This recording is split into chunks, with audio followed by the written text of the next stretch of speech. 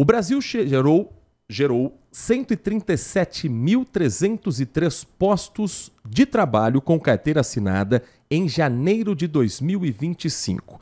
Esse foi o dado divulgado pelo Cadastro Geral de Empregados e Desempregados, o novo CAGED, divulgados pelo Ministério do Trabalho e Emprego.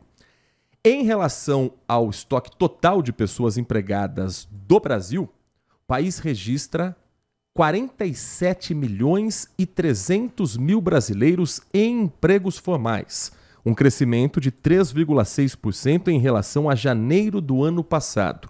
O resultado é considerado o melhor dos últimos meses, com uma diferença de pouco mais de 2.200.000 trabalhadores admitidos e 2.100.000 desligamentos em todo o país neste mês de janeiro de 2025. 4 dos 5 grandes grupos de atividades econômicas registraram números positivos no primeiro mês desse ano. Destaque para a indústria, que respondeu pela criação de 70.400 vagas. Em seguida, serviços com um pouco mais de 45.000 vagas, construção com um pouco mais de 38.000 oportunidades e agropecuária com cerca de 35.000 novas vagas. Apenas o comércio apresentou um desempenho negativo, com a redução de 52.400 vagas. Para a gente conhecer um pouco mais sobre a situação hoje do mercado de trabalho, o que as empresas procuram dos profissionais e como essas vagas devem ser preenchidas daqui para frente também, se o movimento continuar de crescimento para oportunidades, nosso convidado presente aqui no estúdio do nosso Manhã Bandeirantes, na Rádio Bandeirantes Campinas, é o Eduardo Colamego, que é consultor e mentor, especialista em liderança, gestão de pessoas e comportamento humano. Eduardo, muito bom dia. Obrigado por atender o nosso convite. Prazer ouvi-lo aqui na Rádio Bandeirantes Campinas. Bom dia, Heitor. Bom dia a todos que estão nos ouvindo aqui, nos acompanhando. É um prazer estar aqui com você. Quando a gente fala em números, existe a frieza da planilha e existe a sensação que há da população, do mercado, das empresas. 2025 começa realmente com esse sentimento de novas contratações, de que o mercado está sendo aquecido mesmo? Ou a frieza do número não parece o que a gente sente na realidade? Legal. Os números realmente eles mostram, né, um aquecimento.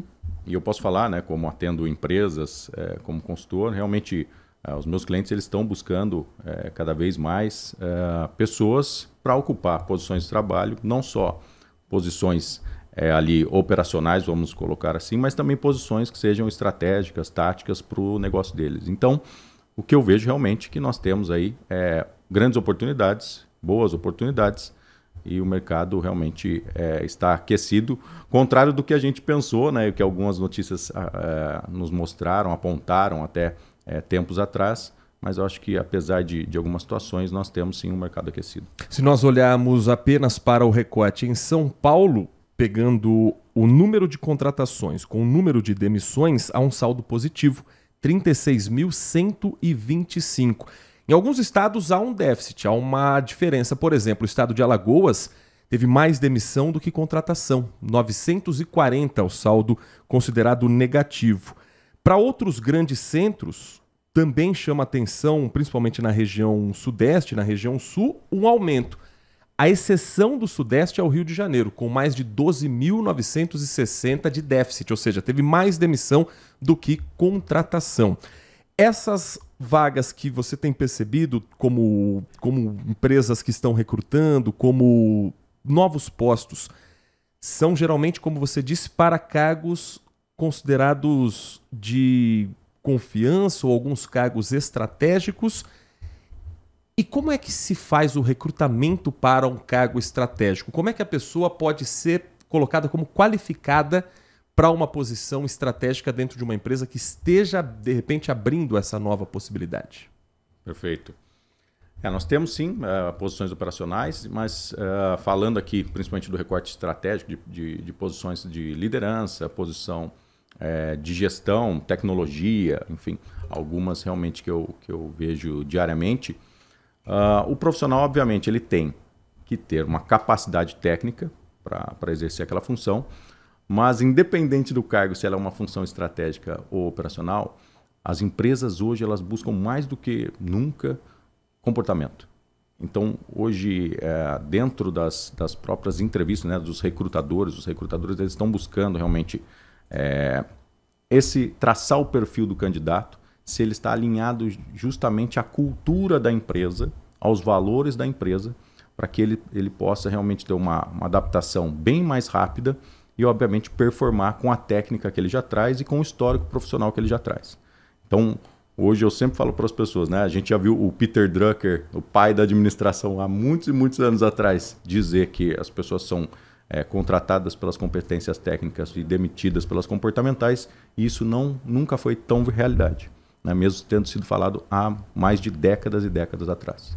Nós estamos conversando com Eduardo Colamego, consultor e mentor, especialista em liderança, gestão de pessoas e comportamento humano. Atuou na gestão de diversas equipes em operações de call center, RH, formação diversa, entre elas pós-graduação em neurociência e comunicação, filosofia, MBA em liderança e formação em psicanálise.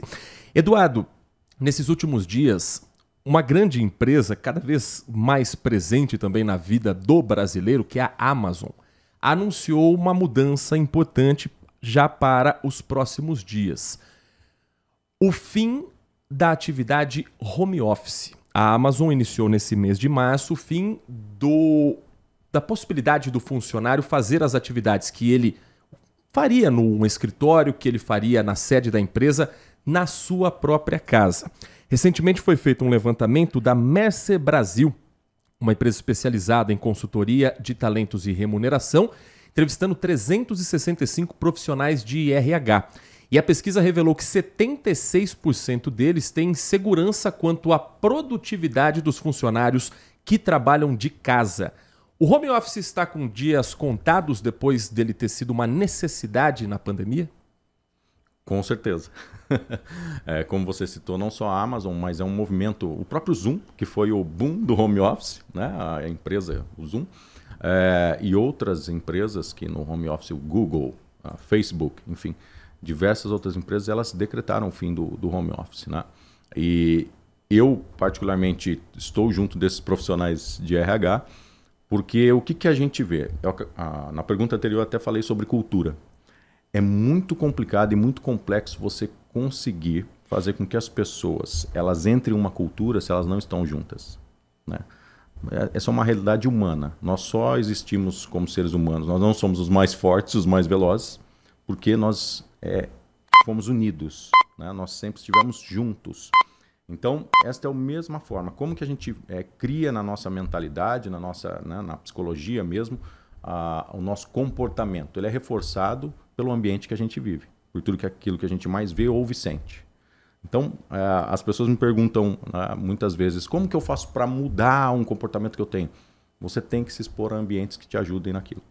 E aí, trazendo esse recorte para essa pergunta, a cultura ela é extremamente importante. E você fazer com que as pessoas entrem numa cultura à distância, você fazer gestão de pessoas à distância, você conseguir até apoiar, instruir, orientar as pessoas à distância, é muito difícil. E, portanto, muitas vezes eu converso com profissionais, porque faço alguns processos de recrutamento, e alguns profissionais realmente, principalmente com mais tempo de mercado e obviamente, posições mais estratégicas, eles também preferem estar dentro do escritório, dentro da empresa, porque eles se sentem melhor em relação a poder produzir.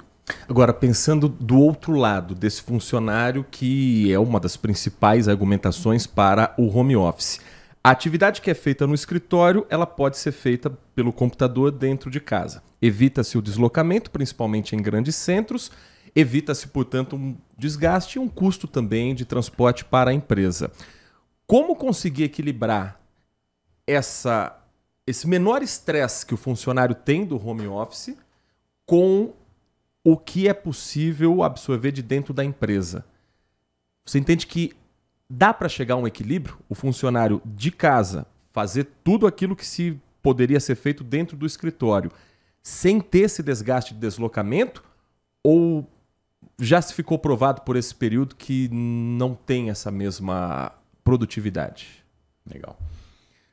Nós temos algumas áreas, eu acredito, principalmente áreas de tecnologia, que realmente elas funcionam bem no home office sem problema nenhum. Assim, é muito difícil você ver queda de produtividade, principalmente das pessoas no setor de tecnologia. Então, alguns times de trabalho de algumas áreas, elas realmente vão funcionar bem, igual ou até melhor no home office. Mas isso também, a onda no home office, ela vem muito para os jovens, aqueles que se formaram, que entraram no mercado de trabalho, principalmente no período de pandemia. A realidade para eles, e aí mais uma vez, a realidade do ambiente, então para eles a realidade foi o quê? O home office.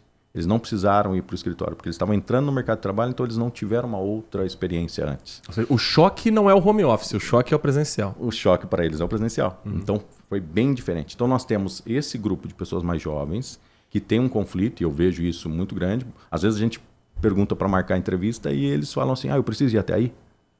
Então, é essa questão. Então a gente hoje, né, os recrutadores que estão ouvindo de repente sabem tanto quanto eu, você procura ali, e obviamente é bom para todo mundo, né? Você fazer uma primeira entrevista ali online, mas depois é preciso você conhecer a pessoa pessoalmente, você conseguir fazer isso.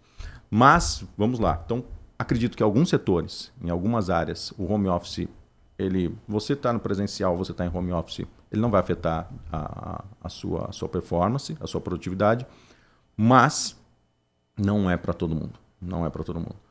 Porque realmente nós precisamos fazer com que a empresa... É bem mais fácil. As empresas hoje, elas estão... É claro que elas, como você colocou, né, fica mais custoso para a empresa, mais custoso para as pessoas. Tudo, assim, não dá para a gente pegar só uma visão e falar assim, é isso, pronto, acabou. Porque, por exemplo, um deslocamento aqui em Campinas, em alguns lugares, você faz rapidamente.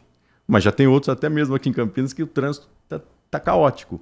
Em São Paulo, o trânsito é mais caótico. São Paulo capital é mais caótico. Então, tudo tem um equilíbrio. Tem empresas hoje que elas atuam com 2 dias em casa, no home office, o restante dos dias no escritório, na empresa. Então, vai de área a área, setor a setor e a realidade da empresa.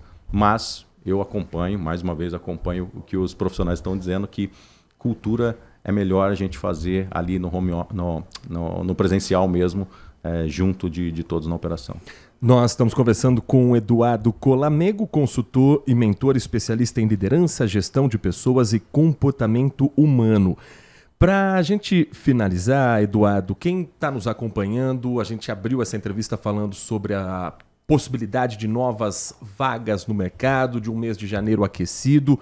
Quem estiver buscando recolocação no mercado, quais são os principais fatores que hoje devem ser levados em conta, o que a empresa procura e como chegar a esse recrutador de uma maneira que cause essa boa impressão, esse bom impacto para ser, quem sabe, um destaque também na busca por essa vaga.